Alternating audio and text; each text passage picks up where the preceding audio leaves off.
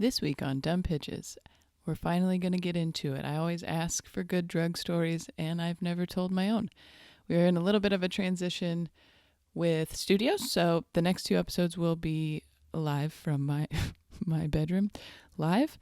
They'll be from my home studio, recorded from my home studio. But this is going to be the start of it, and that's the first one here is me telling you my worst drug combinations. Here we go. Dumb pitches. What a bunch of dumb pitches. Oh my goodness.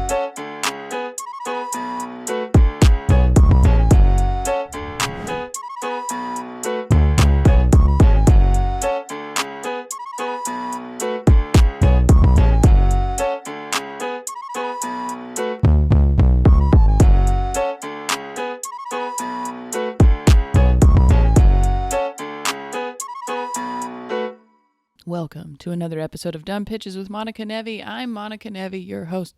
This is the show where we talk to successful people about their worst ideas. I am the host of this show. I am not successful, as most people on our show say, but every once in a while we enjoy a good episode of my Dumb Pitches. I apologize, this one is up a little late, but that's okay. But before we get started to an episode that honestly I think we've all been waiting for. I would like to run down with some of my dates that are coming up, some of my show dates. You can come and see me do live stand-up comedy. It's beautiful. It's wonderful. I'm working on something weird, and I'm traveling quite a lot coming up. So here are my dates coming up.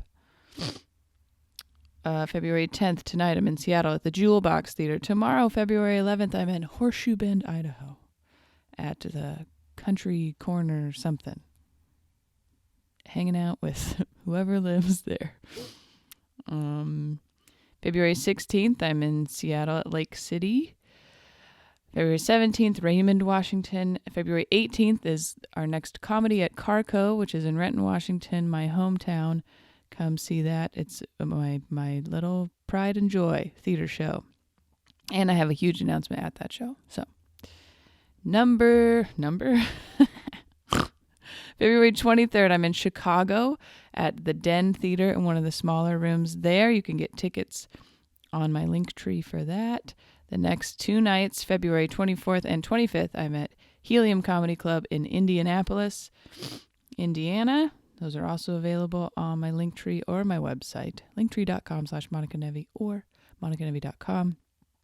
That's the rest of this month, but then we have some more Washington stuff, St. Louis. I'm at Helium, Portland, Oregon, some more Oregon stuff, Crescent City, California, Austin, Texas, Dallas, Texas. Those are some other ones. Those are all available on my Linktree, linktree.com/MonicaNevi. Okay, what a wonderful idea it is to see me do stand-up. I have to give a little bit of background. I feel like maybe I sound sick, but I'm not sick. I turned 33 years old on Monday. I had a party over the weekend. My very sweet wife had this beautiful grazing table. A lot of people came over, my family and friends. It was wonderful. I felt very special. And then for like 3 days, I felt horrible. So I just shouldn't drink in excess. Not in that I'm inappropriate or anyway, but it just like, I just get hungover really easily now, and I kind of stay hungover, it turns out. 33, that was the longest. It was like 3 days. It was a tough ride, but we're here, and it's still depressing. No. I also have odd feelings around my birthday, as I'm sure many people do. Aging is one thing, but it makes you kind of reevaluate your life and what you've done or haven't done. And I feel pretty good overall about where I am in life and who I am in my career, but there's plenty of things that you go, oh, I wish I had finished that already, or I wish that went differently, or I wish I'd gotten that opportunity. And when you're hungover, that compounds even more. So it's been an interesting week, kind of a rough week, but happy for all the people and all the shows and you for listening. Thank you so much. And thank you for the birthday wishes and stuff. People have been very sweet. So I'm doing okay. But it did bring up, because of the drinking, it did bring up some, I guess, thoughts surrounding my own choices and dumb pitches. And I've been golfing more, not to brag. No, it's not bragging at all. But golf is a thing in the old Nevi family. Bowling and golf. We like a leisure sport that you can drink during. And so I've been golfing with my dad and my grandfather kind of once a week, and one of my grandfather's friends who is also 85. So it's very fun and funny, and we have a good time. But I was talking, we were golfing yesterday, and I was talking to my dad about drugs or drinking. I mean, really, we were just talking about my hangover and just how much more you get hungover as you get older. And then we were just talking about weed and how, it doesn't really do that. I still get like kind of a weed hangover. Like there's like this fog a little bit the next morning if I smoke a lot of weed or ingest a lot of weed in any way. And there are jokes in my act about my dad being kind of a stoner, which is, I mean, I think for anyone at that time before it was legal, is like if you smoked pot at all, you were a stoner. He wasn't like high at work or anything crazy, but he used to partake in the marijuana before it was legal. Anyways, but he still does sometimes, So we were just kind of comparing how crazy it is that alcohol is so widely accepted in American culture, and it's fun to be drunk all the time, and everything's sponsored by alcohol, and obviously there's a financial reason for that, but how much we think, at least, worse it is for you than marijuana. But then we started talking about gateway drugs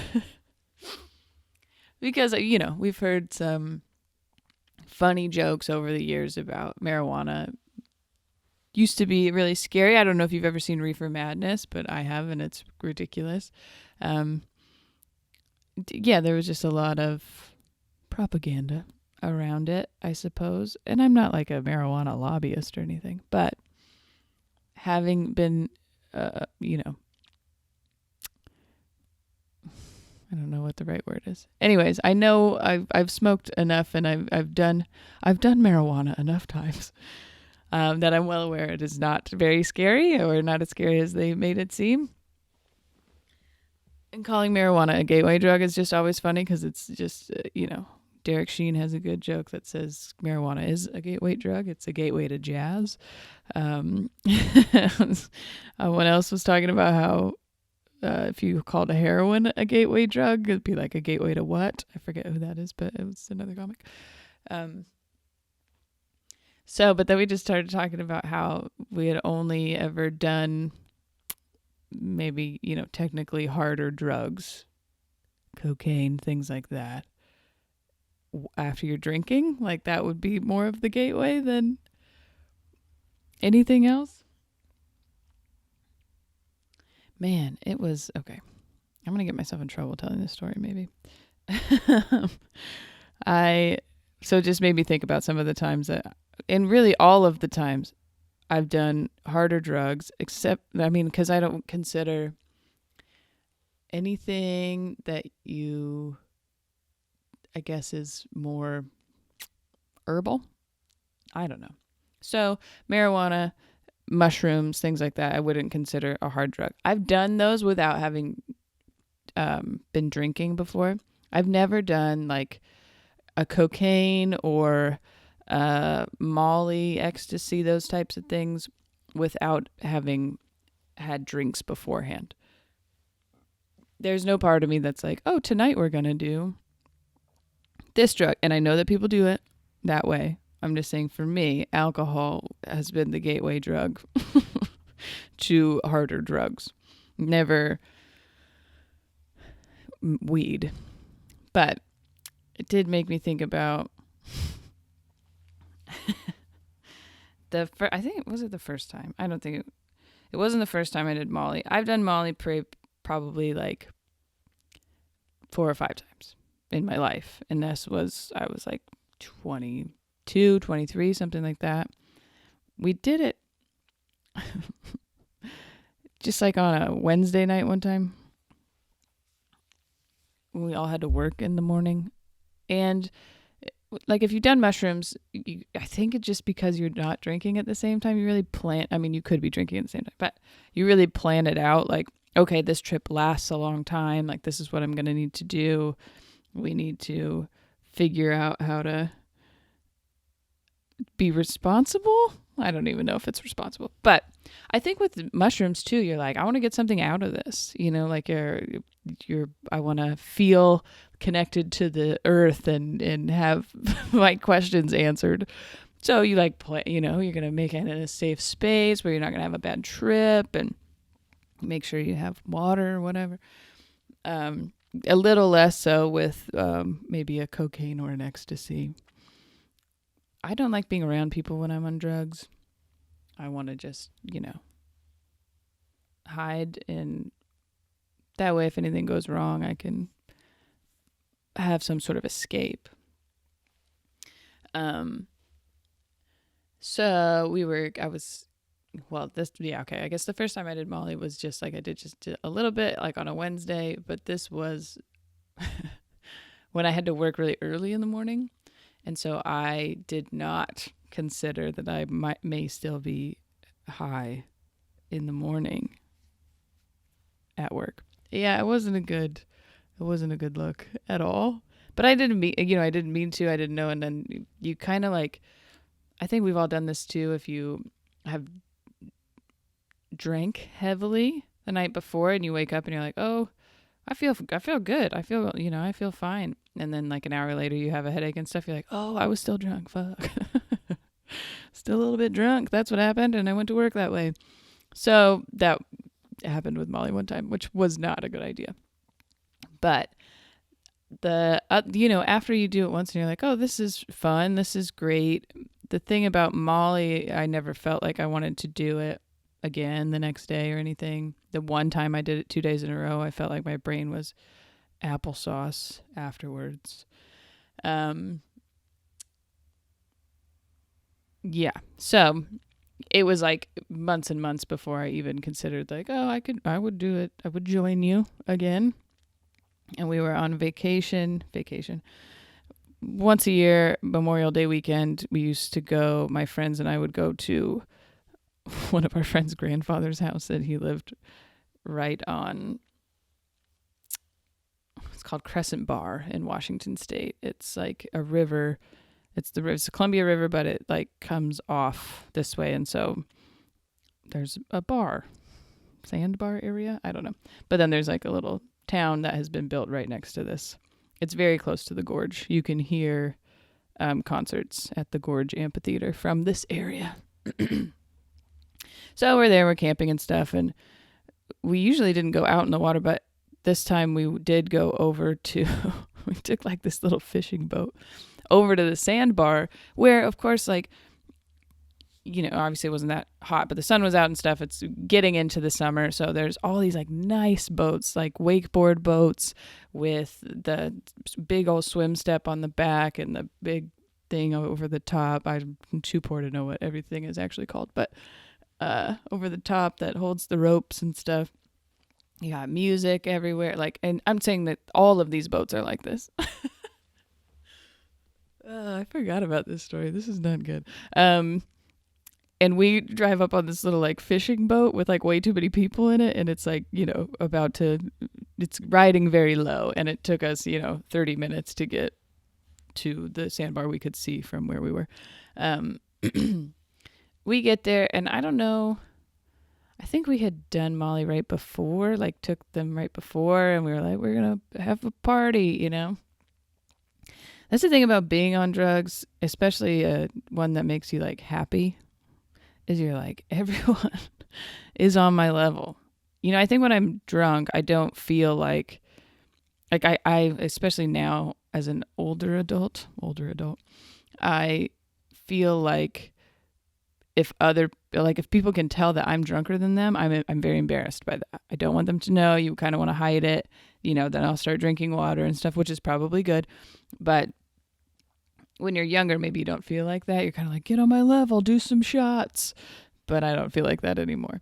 But when you're on a drug that's making you feel happy or whatever, you're like, this is great. Everything's great. That's what ecstasy is supposed to do, right? It just makes you feel like everything's going well. And so a friend of mine and I are like kind of running around the sandbar party area. And some people are, I don't think they're on drugs, maybe, but they're having a good time too. They're partying. This is the middle of the day, by the way. Party and having a good time. And they're like, we're like, woo, yeah, everybody. Hey, you want a drink? You want, whatever. It's college age kids at a party. You get it. And then decide to just, because I had kind of gotten used to this area where like you walk around the campsite area, campground, and everyone was like, yeah, come play beer pong with us. Come on. Everyone's around the same age. Everybody's doing whatever. So I just gotten used to that. So I just jump on the back of someone's boat. Like just jump it onto the swim step. I mean, obviously it's in the sandbar, so it's not moving, and then my friend jumps on too, and we were like, hey, and it was just like the looks on their faces were like, who the fuck are you? Why are you standing? Like they just clearly were not on our same level, but also like if someone just jumped on my nice ass boat and was like, what's up, guys? I mean, I'd probably laugh, but I wouldn't be like, come on in, let's, what do you guys need? Very quickly, maybe that's another thing about ecstasy, you are aware of other people's emotions and stuff, and so I very quickly knew that they were not happy we were on the back of the boat. So yeah, we just got off, but then it like made me like put my tail between my legs a little bit, and I was like, okay, should stop jumping on people's boats. I think we should go back. And we did. We took a very slow ride. Not all of us were on drugs, by the way. So somebody was driving and then waited to do drugs, probably. I knew there was a sober person that was driving. Also, we survived. So and I would never do that again. We got back to our we didn't camp. We stayed in a friend's like garage.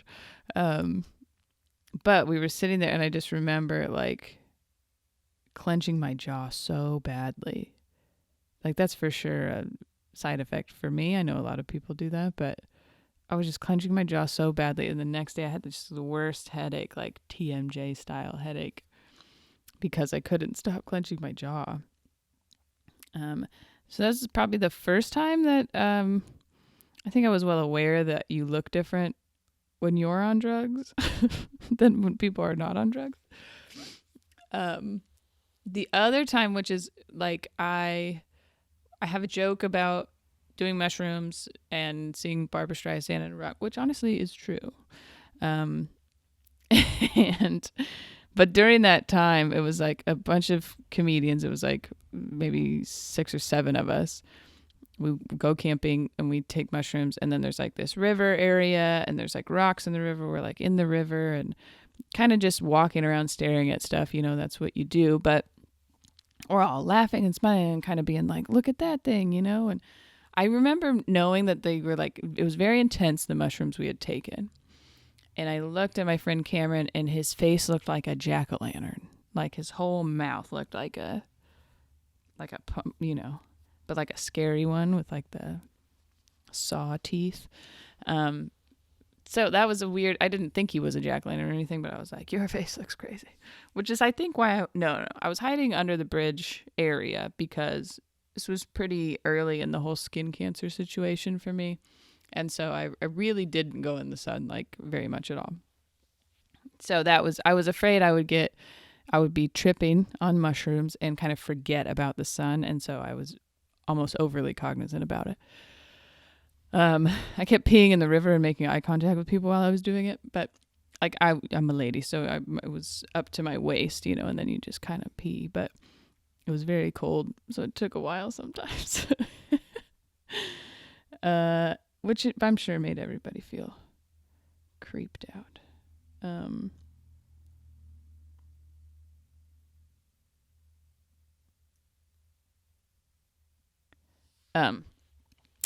Anyways, so but the there's this like family comes down the little hill to where the water is by the bridge, and I think all of us in our heads were like, all right, you gotta act normal here, so like everybody was like, hey, and then I think they looked around there was a dad with like 2 daughters or something.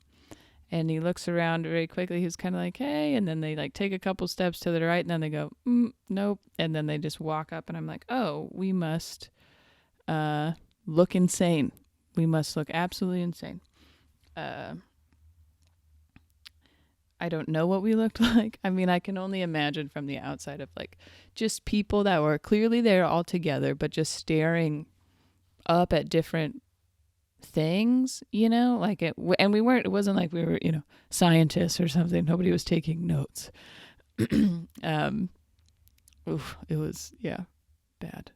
The rest of that trip, like I went back up to the camp area and just kind of wanted to be alone. I had a really bad headache from that. In fact, that's the last time I did mushrooms, and that was a long time ago. I got I threw up at some point because my head hurt so bad. Anyways, so I'm like sitting in the chair, just kind of like hanging out, if you've never done mushrooms, you kind of continue as you're coming down. You can't tell if it's fully gone or not. So you kind of continue to stare at stuff that was looking weird and to see, like, compare if it's still looking weird. So I'm doing that. I'm kind of like sitting there. Then I look up at the trees. They're still moving a little bit. So I, no, I'm still kind of tripping, and friend comes over and he goes, hey, we're going to go for a walk. Do you want to go? And I go, no, I don't. And then another person was like, hey, do you want to come back down to the river? I was like, no, I don't. Like, not in a mean way, but I just was saying no, which I normally don't say no to stuff. So then it was like, maybe, I don't know. Time is, irrelevant at that point. So I'm not sure if it was 5 minutes or 30 minutes, but the people who went for the walk come back and they were like, oh my God, look at our legs. And I do remember looking at their legs, and it was like, they were like red and like they had bites on them. So they stepped on an anthill while they were tripping. They stepped on an anthill, and the anthill like went, the ants went up their legs and were like biting them and stuff. And then they like freaked out. So they found a ranger, because we were at a campground, found a ranger. And they were like, what is this bad? What do we do? This happened. And the guy I don't even think he gave him anything, but was just like, no, you'll be okay. And her friend was just like, does this look bad? Does this look bad? Like just yelling at him.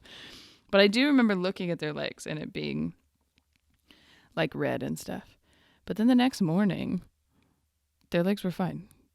There was like nothing on them at all. So none of us know if we all hallucinated that. I don't know. We also heard a tree fall in the middle of the night, which was weird, especially because there's other campsites around. Like, it didn't sound like anybody got hit with it or anything, but it was very weird.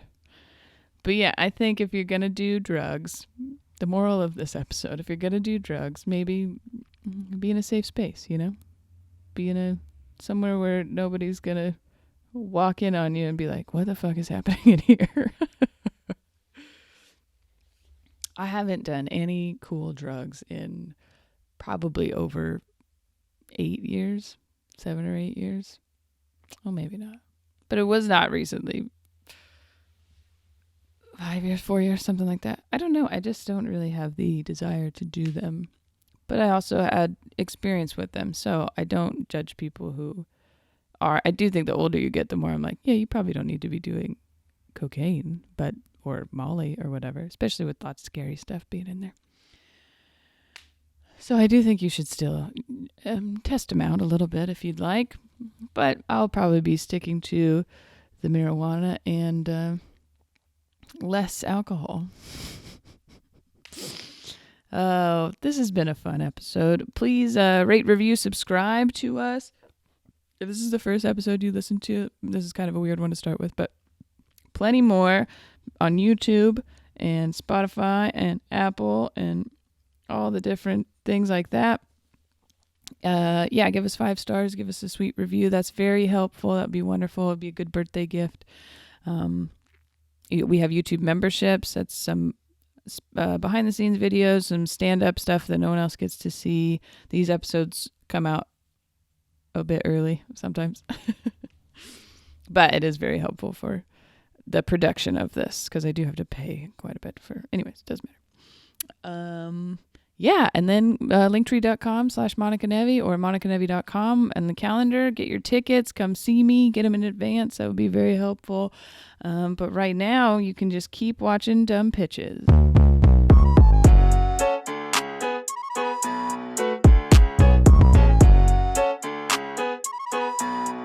You're weird. Yes.